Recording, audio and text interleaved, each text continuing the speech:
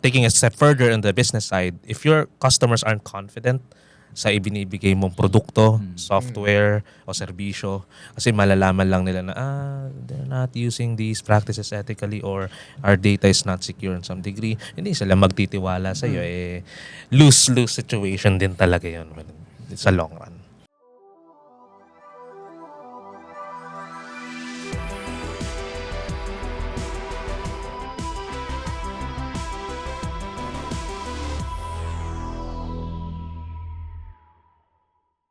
So welcome to Kaka Computer, where tech meets wit and wisdom. So for today's episode, we're gonna talk about ethics in IT, making the right choice.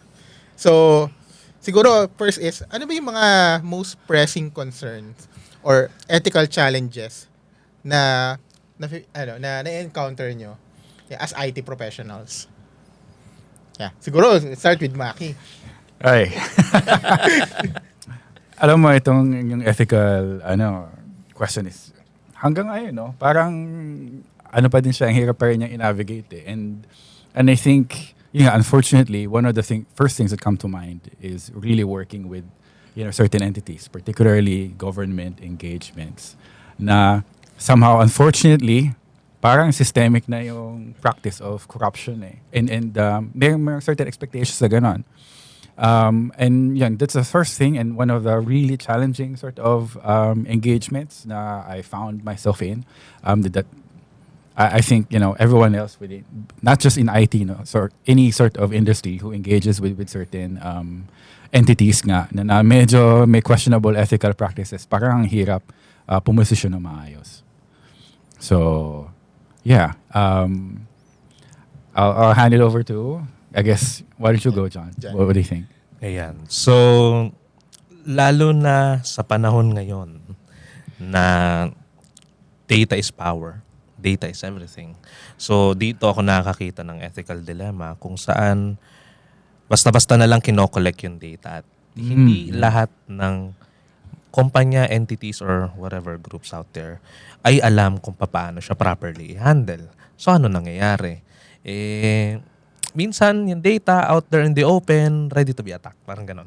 So, ang issue kasi is, in this day and age na yung mga companies are data-driven, decision-making ay base sa data, P&L ay base sa data, and whatever decision nga na ginagawa nila is nagiging major issue to kasi magmula pa lang sa widespread collection ng user data, may issue na. Hanggang doon sa pag na-store yung data, may issue na rin. And yun yung isa sa mga, like you might say, targets ng isang breach. As a matter of fact, 94% ng organizations said yung mga customer nila hindi daw bibili o mag-avail ng produkto nila kung hindi protected yung data. So, I hope na enough yung provision ng Data Privacy Act ng 2012 para mapangalagaan natin to. But I think we can still do better when it comes to ethical conundrums natin sa data. How about you, Rod? Anong take mo dito? Yeah, I mean kasi sa IT industry talaga is data. I mean, lahat naman niya tumatakbo sa data. So it's more on how you will manage yung mga data, how will you store it. Are you gonna encrypt yung mga data? Ano ba yung data na kailangan mong i-show sa client side and so on.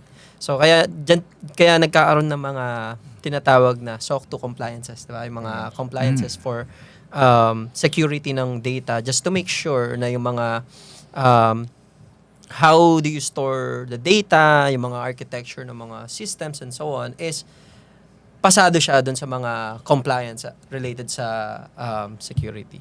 So, making the right choice, actually, it's really hard. I mean, pagka ang usapan na is pagdating na sa mga security data, I'm not really an expert about it.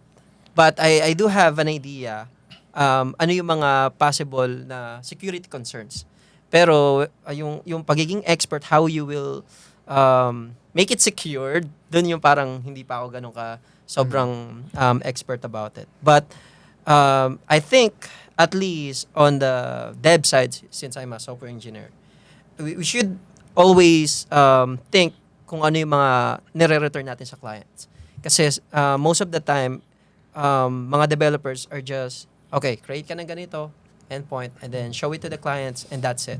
But they don't really care about yung mga PII data na possible na mabigay nila sa client, or if there is some third-party integration na they can accidentally share those information. So, yun yung mga possible problem. And one last thing is the use of AI. Because, di ba, I mean, we don't know how developers use AI nowadays. Or sabihin natin, mga data engineer as well, if they use AI. So, we just need to always be mindful of what data are we sharing, especially sa AI, since in AI era days. So, yeah. I think from my perspective, coming from like a software development industry, I think security is always parang the last. The last. Yun lagi Oh, kasi, really? parang no matter how many conferences we have about DevSecOps, shifting left security, Ayun na, shifting left. Why is it? ang Why dami is it pa rin last organization na when we talk to, parang doesn't know about BPT, doesn't know about SDLC, Secure Development Lifecycle. So, sobrang, it's a challenge talaga for us professional na, kasi, even though we, as developer, we care about security, how do you convince the business, di ba, na, and sometimes it's not enough na, para hindi kayo, mapasok or ma-data breach, di ba? Parang, unlike, compare mo sa parang feature, let's say, a feature na they would see something, merong visual, parang it's easy to justify and you could relate it sa customer experience. Like- But for security kasi, It's a non-functional requirement. it's a non-functional requirement. So, most likely, reputational damage it would cause, leak, or parang mababiolate mo yung regulatory requirements. Data privacy. So, and most company parang doesn't really try to comply eh. So, I think yun yung pinaka nakikita kong challenge sa This is ano? ethics in general. industry. And then of course, I second the AI. Even if you're a company telling your employees na don't use AI, you can't force them. I'm pretty sure most of them are using AI behind the scene and not telling you. So, pag ganun, advice ko lang is, just create like an AI usage policy and parang don't go against the wave. Ride it. Yeah, and I think implement policies to secure it. what you guys are saying, actually leads to the second point about yung frameworks or principles, so we can, help us really adopt ethical practices in decision making in the company.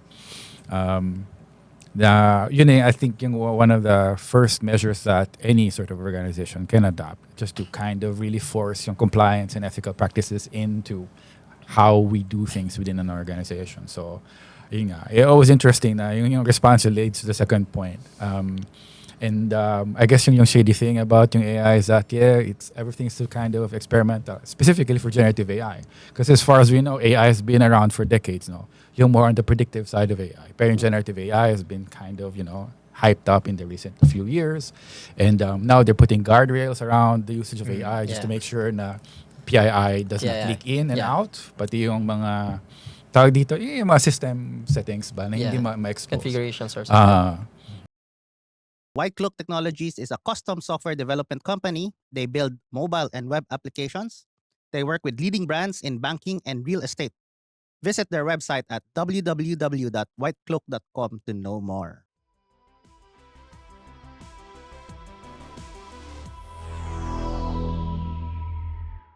Yeah, I think for that, about yung how we can kind of make yung practice easier is really putting in processes, policies, guardrails in what we do. You want? Yeah, and I think we have some standards in place as well when it comes to the cybersec space as well. So, for example, for healthcare industries, we have the HIPAA, yung mga Healthcare Portability Act that we have. So, basically, what it summarizes is ang health data nyo ay kami lang ang makakita ng mga healthcare institutions. Meron din tayong tinatawag na GDPR in the EU. So, yun yung mga general data protection requirements na inintroduce ng European Union. Ayan, ina-adapt din yan ng mga companies in Europe. And we also have ISO 27001, Information Security Management System. So, in my experience, mostly mga data centers yan. Na-apply din nila yan. Meron diyang clauses na nababanggit paano tayo magiging secure when it comes to a physical perspective hanggang dun sa technical perspective. So, ayan, sa mga startups, magandang i-recommend natin na i-follow nila yung mga standards na to. How about ano bang tingin niyo yung niya? Parang yung negligence dito sa mga IT ethics. Ano yung mga nagiging long-term, nakikita niyo mga consequence, no? Consequence. Oo. Ayun nga, sinabi na din ni Don kanina ni John kanina na yung iba may mga legal frameworks na. So, definitely, pag hindi mo siya sinunod, may legal repercussions. Yeah. But aside from yung say, repercussions from not abiding by certain rules or regulations or any sort of compliance, definitely there's a loss of reputation which can either drive your business down. Cut costs, and people won't subscribe to the company. So aside from yung legal implications, there is definitely monetary implications about not practicing ethics, and it has to be really top of mind. And I know sabi mo nga, medyo challenging, di ba, yung shift left, parang we all say shift left, but we're not really shifting left. That's why if we can really come up with a process nga na magiging transparent si Dev, kasi alam mo naman si Dev parang medyo specific siya, feature lang yung gusto niya. Pero kung naka-bake in dun sa framework, sa tools niya, yung automatic na mag-enforce ng compliance, mas maganda. Kasi kung hindi, ayan, nabanggit ko nga, aside from monetary losses, you have legal repercussions.